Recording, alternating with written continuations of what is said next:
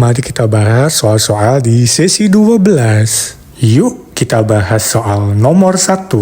Bendera ini merupakan bendera negaranya Korea Utara. Terdapat warna merah yaitu melambangkan semangat revolusi dan patriotisme, ditempatkan pada garis tengah yang lebih besar melambangkan ideologi komunisme. Bintang merah, simbol komunisme yang terkenal, melambangkan keinginan Korea Utara untuk membangun utopia sosialis, ditempatkan di tengah cakram putih. Sama halnya dengan bendera negara Korea Selatan, cakram putih melambangkan prinsip yin-yang dalam budaya Korea yang mewakili keseimbangan dan cahaya.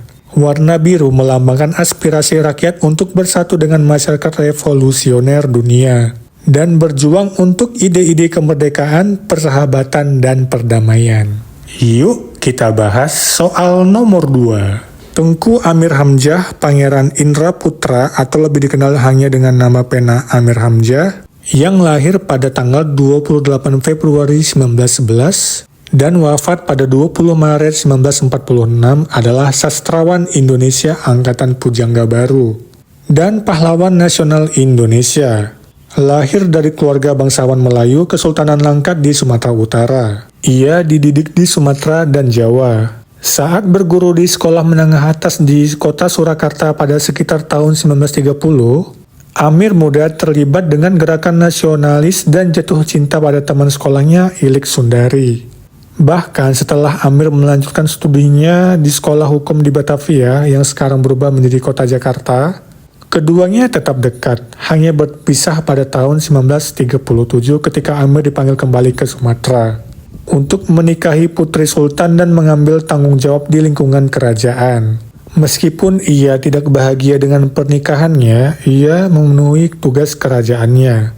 Setelah Indonesia memproklamasikan kemerdekaannya pada tahun 1945, ia menjabat sebagai wakil pemerintah di Langkat. Namun, pada tahun pertama negara Indonesia lahir, ia meninggal dalam peristiwa konflik sosial berdarah di Sumatera, yang disulut oleh faksi dari Partai Komunis Indonesia dan dimakamkan di sebuah kuburan massal. Yuk, kita bahas soal nomor 3. Korea Selatan punya satu lambang resmi yang digunakan saat ini. Lambang tersebut memiliki nama Gukgamunjang atau lebih sering disebut dengan Gukjang. Korea Selatan telah memiliki lambang nasional sejak diputuskan oleh regulasi lambang nasional yang ditetapkan sejak 10 Desember tahun 1963. Meskipun sejak tahun 1963 hingga saat ini, Gukjang telah mengalami berbagai perubahan. Untuk saat ini, Gukjang yang berlaku adalah lambang yang memiliki motif tengah seperti bendera nasional Korea, Taegukgi. Gukjang dihiasi dengan lingkaran berbentuk yin dan yang berwarna merah dan biru. Bagian ini memiliki simbol kedamaian dan juga keharmonisan Korea Selatan. Di sekeliling motif tersebut terdapat 5 kelopak bunga mugunghwa yang tidak lain merupakan bunga nasional Korea Selatan.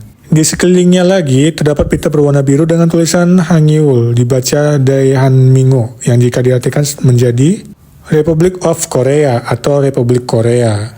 Penggunaan Hangul menunjukkan bahasa resmi yang digunakan di Korea Selatan, bahasa Korea. Yuk kita bahas soal nomor 4. Kura-kura bernapas menggunakan paru-paru untuk menghirup udara di darat dan pada beberapa spesies kura-kura air, mereka juga bisa bernapas melalui kloaka. Lubang yang terdapat di bagian belakang tubuh kura-kura saat berada di dalam air atau saat hibernasi. Proses ini disebut respirasi kloaka, di mana air dipompa melalui kloaka ke dalam organ mirip kantong untuk menyerap oksigen. Air masuk melalui kloaka ke dalam organ khusus yang disebut bursae yang berfungsi sebagai paru-paru akuatik dan menyerap oksigen dari air. Respirasi kloaka memungkinkan kura-kura untuk tetap berada di bawah air lebih lama, terutama saat musim dingin untuk berhibernasi, karena metabolisme mereka melambat dan kebutuhan oksigen mereka berkurang. Yuk kita bahas soal nomor 5. Kota Bandung adalah sebuah kota sekaligus menjadi ibu kota Provinsi Jawa Barat. Kota Bandung juga merupakan kota terbesar ketiga di Indonesia setelah Jakarta dan kota Surabaya. Kota ini menjadi kota terpadat kedua di Indonesia setelah Jakarta. Kota Bandung dikelilingi oleh pegunungan sehingga bentuk morfologi wilayahnya bagaikan sebuah mangkuk raksasa. Secara geografis, kota ini terletak di tengah-tengah Provinsi Jawa Barat serta berada pada ketinggian kurang lebih 768 meter di atas permukaan laut. dengan titik tertingginya berada di sebelah utara dengan ketinggian 1050 meter di atas permukaan laut dan sebelah selatan merupakan kawasan rendah dengan ketinggian 675 meter di atas permukaan laut.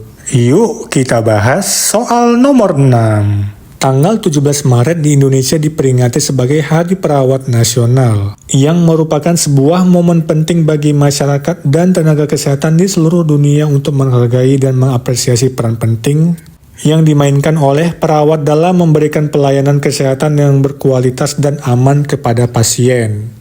Perawat memiliki peran yang sangat penting dalam sistem kesehatan, mulai dari merawat pasien, memberikan dukungan emosional, memberikan edukasi dan pengajaran tentang kesehatan, hingga memantau kondisi pasien, dan memberikan perawatan yang tepat. Selain itu, perawat juga merupakan ujung tombak pertama dalam memberikan pelayanan kesehatan, terutama di masa pandemi yang melanda dunia dan juga Indonesia. Oleh karena itu, Hari Perawat Nasional menjadi momen penting bagi masyarakat dan tenaga kesehatan untuk memperingati jasa-jasa perawat dalam bidang kesehatan, mengapresiasi dedikasi mereka dalam memberikan pelayanan kesehatan yang berkualitas, serta sebagai momentum untuk meningkatkan kesadaran masyarakat akan pentingnya profesi perawat. Yuk kita bahas soal nomor 7. Alat musik guoto adalah alat musik petik tradisional dari Papua Barat yang terbuat dari bilah bambu yang disayat hingga menyerupai senar, lalu ditumpu oleh kayu kecil agar senar tegang. Alat musik ini dimainkan dengan cara dipetik senarnya dan digunakan untuk menyambut tamu, mengiringi tarian, serta upacara adat. Guoto dibuat dari bilah bambu yang sudah dikeringkan. Bagian atas bambu disayat menggunakan pisau hingga terbentuk seperti senar. Kayu kecil diletakkan di bagian bawah senar untuk memberikan tegangan sehingga setiap senar bisa menghasilkan suara yang berbeda. Yuk kita bahas soal nomor 8. Kota tercinta adalah julukan atau sebutan untuk kota Padang di Sumatera Barat. Sebutan ini sering digunakan dalam konteks kegiatan pemerintahan dan pembangunan kota tersebut. Salah satunya saat Kepala Badan Kepegawaian Negara atau BKN menyapa peserta rapat di Padang dan menyebutnya sebagai kota tercinta. Julukan ini menunjukkan rasa cinta dan kebanggaan masyarakat terhadap kota mereka.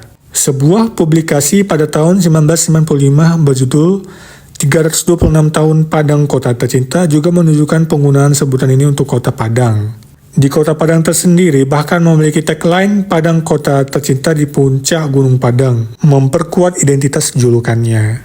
Yuk kita bahas soal nomor 9. Rumah Boyang berasal dari Provinsi Sulawesi Barat dan merupakan rumah adat suku Mandar, suku asli dari provinsi tersebut. Rumah ini adalah rumah panggung yang ditopang oleh tiang-tiang kayu yang tidak ditancap ke tanah, melainkan diletakkan di atas batu datar untuk mencegah pelapukan kayu. Rumah ini berbentuk rumah panggung dengan tujuan untuk melindungi rumah dari kelembapan dan banjir, serta memudahkan sirkulasi udara. Dinding rumah seringkali dihiasi ukiran dengan motif khas Mandar yang memiliki nilai seni dan filosofis tinggi. Rumah Boyang memiliki dua tipe, yaitu Boyang Adak untuk bangsawan dengan atap bertingkat banyak dan Boyang biasa untuk rakyat biasa yang atapnya lebih sederhana. Yuk kita bahas soal nomor 10. Pencipta lagu Ibu Pertiwi secara umum dikenal adalah Ismail Marzuki. Namun, ada juga sumber yang menyebutkan bahwa lagu tersebut disusun oleh komposer Kamsidi Samsuddin pada tahun 1908, yang kemudian digubah oleh Ismail Marzuki di era tahun 1950-an.